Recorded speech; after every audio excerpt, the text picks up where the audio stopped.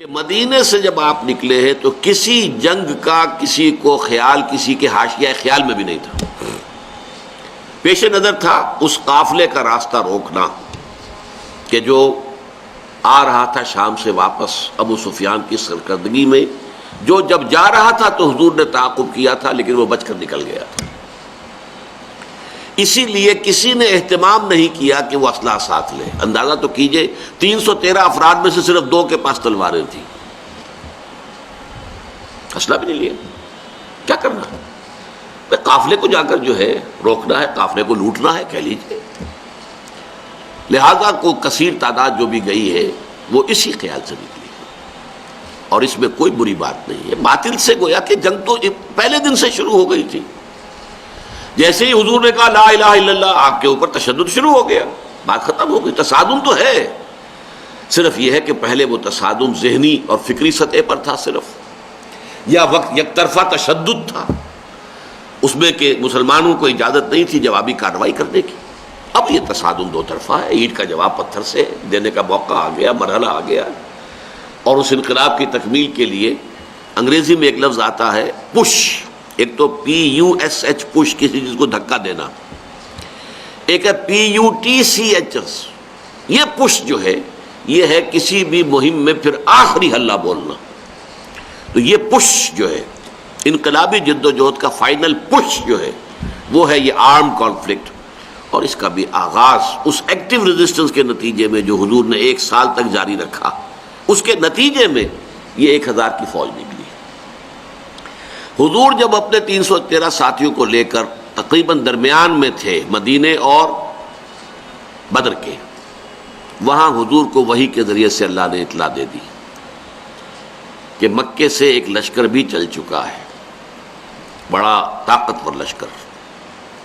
اور ساتھ ہی اے محمد صلی اللہ علیہ وسلم، ہمارا وعدہ ہے کہ ایک تو وہ جو اوپر سے قافلہ آ رہا ہے شمال سے، اور ایک جو جنوب سے آ رہا ہے لشکر، ان 2 میں سے ایک پر ہم ضرور مسلمانوں کو فتح دے دیں گے.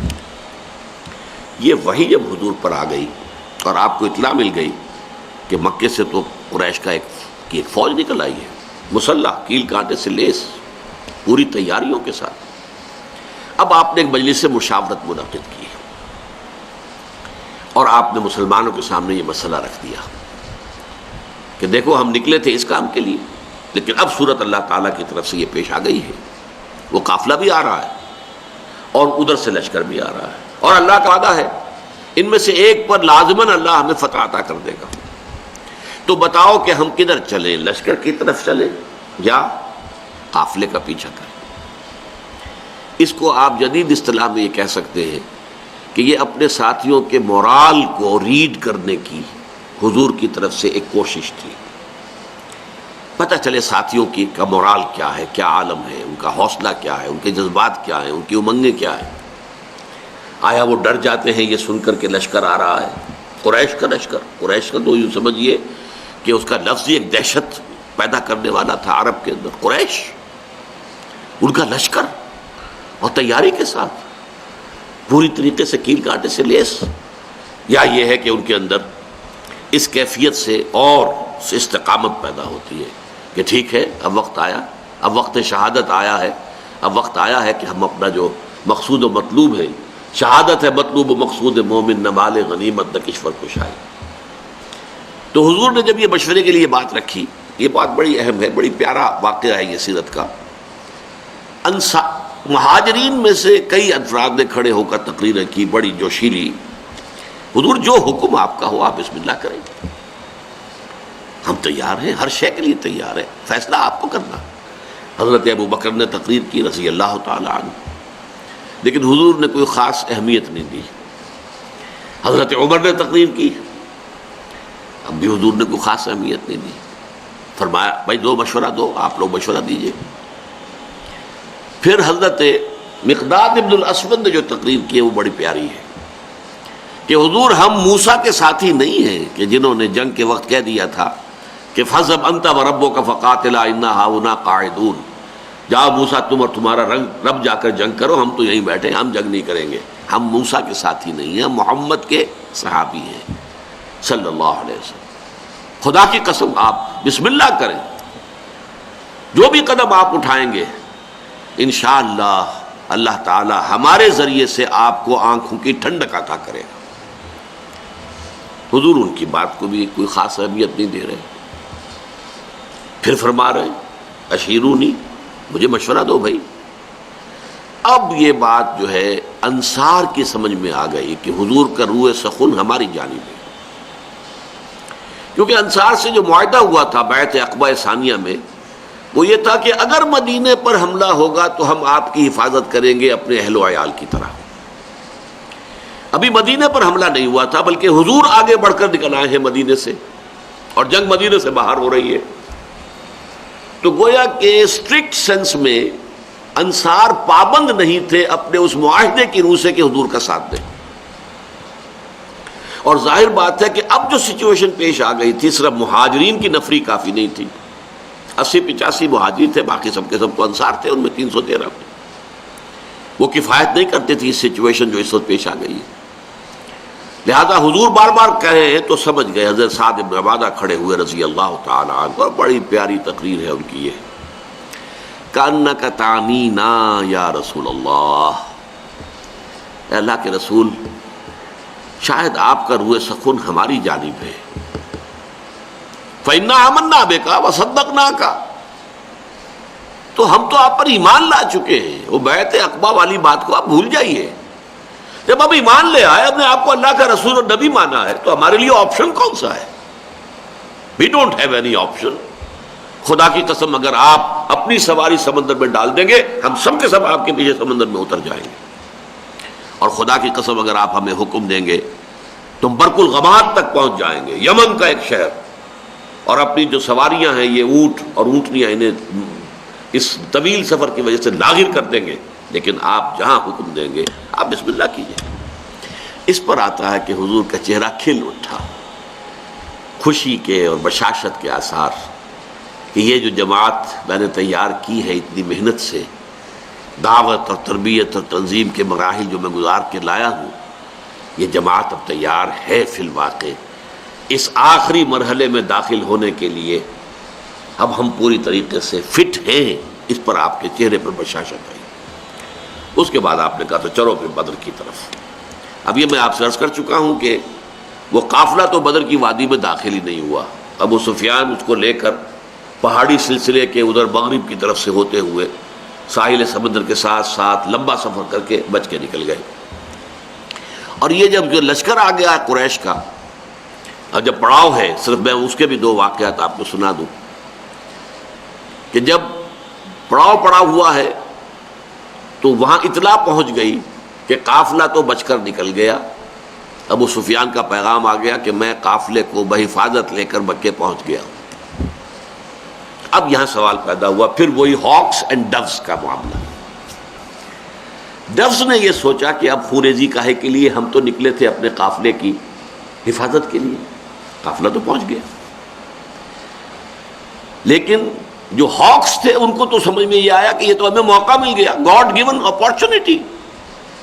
یہ ڈوز ہماری بات چلنے نہیں دے رہے تھے، اب جو ہے اب ہم یہاں تک پہنچ گئے ہیں، مدینہ یہاں سے صرف 80 میل دور ہے، ہم کہاں سے کہاں تک ہو کر یہاں پہنچ گئے ہیں، تو اب تو موقع ہے، اب یہاں سے واپس جانے کا کیا سوال۔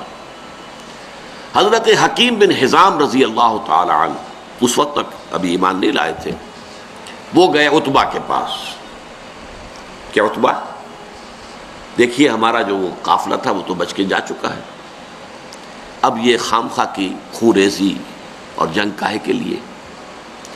آپ کی حیثیت یہ ہے قریش کے ہاں کہ اگر آپ اس کو روکنا چاہیں تو جنگ اب بھی رک سکتی ہے۔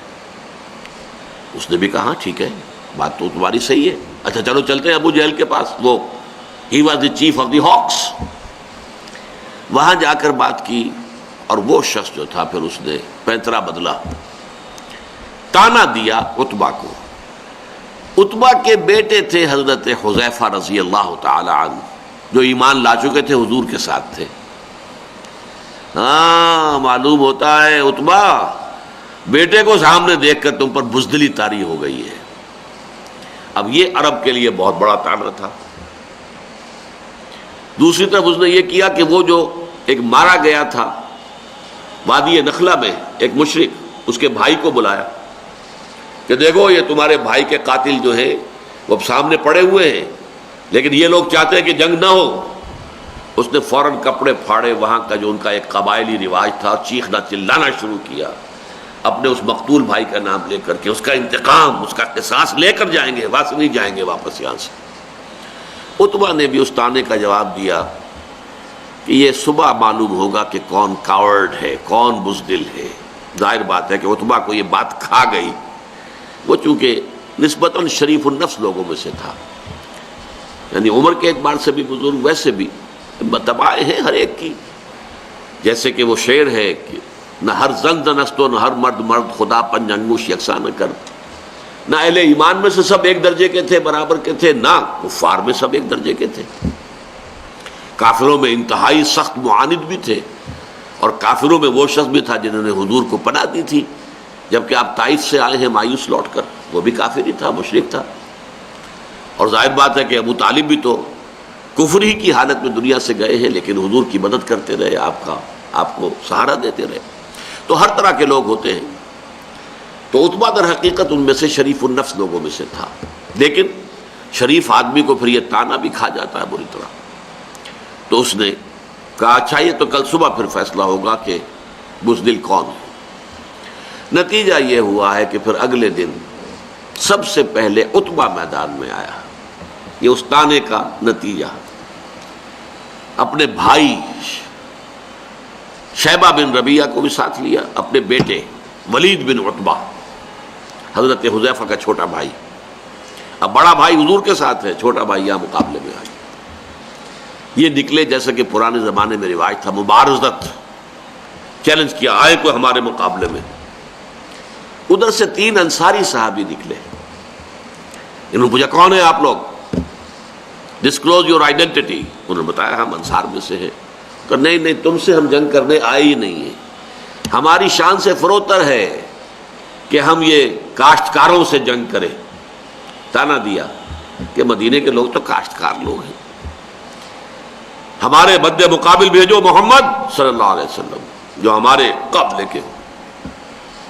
حضور نے ان تینوں کو اشارہ کیا واپس آ جاؤ۔ اب حضرت حذیفہ نکلنے لگے باپ کے مقابلے کے لیے، حضور نے روک دیا۔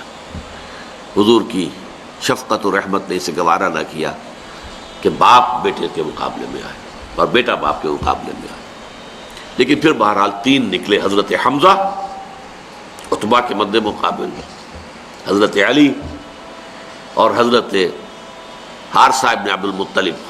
آپ یہ بن مطلب، عبد المطلب نہیں، یہ 3 قرشی نکلے۔ ہاں انہوں نے جب بتایا کہ ہاں ٹھیک ہے اب ہمارے مقابلہ جو ہے برابر کی چوٹ کا ہے۔ بہرحال نتیجہ کیا نکلا کہ تینوں کو واصل جہنم کیا۔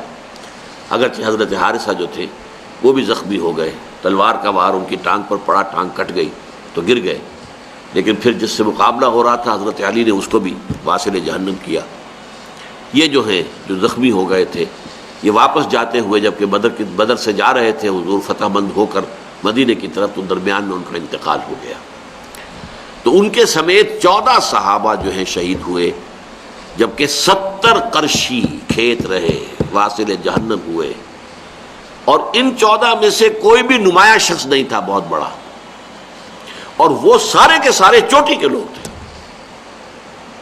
تمام سرداران قریش، اور 70 کو قیدی بنا لیا۔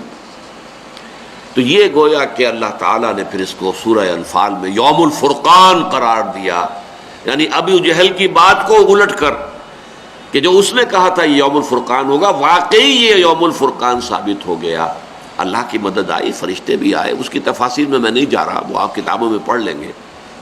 میں صرف اس کو واضح کرنا چاہتا تھا کہ غزوہ بدر کے بارے میں یہ خیال کہ یہ صرف ڈیفنس کے لیے تھا، یہ بات جو ہے ذہنوں سے نکال دیجئے۔ اس پروسیس آف ریولوشن کے حوالے سے یہ اصل میں ایکٹیو ریزسٹنس کا منطقی نتیجہ، آرم کانفلکٹ، اور اس ایکٹیو ریزسٹنس کو انیشیٹ کیا ہے محمد الرسول اللہ صلی اللہ علیہ وسلم نے۔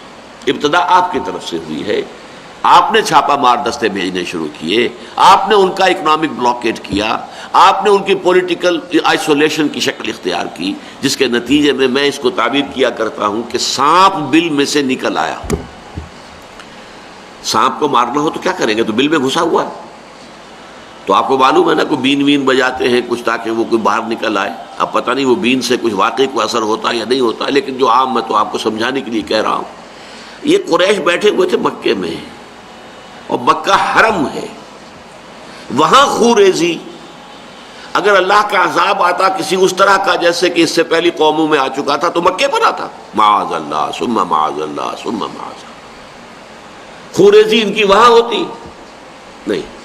اس سانپ کو تو نکالنا تھا، اس سانپ کو نکالنے کے لیے محمد الرسول اللہ صلی اللہ علیہ وسلم نے جو اقدام کیا، جو ایکٹیو ریزسٹنس کا جو پروسیس شروع کیا، اس کے نتیجے میں وہ 1000 کا لشکر نکل کر جو آیا ہے، وہ گویا کہ سانپ جو ہے وہ اپنے بل سے باہر آ گیا اور میدان بدر میں اس کا سر کچلا گیا۔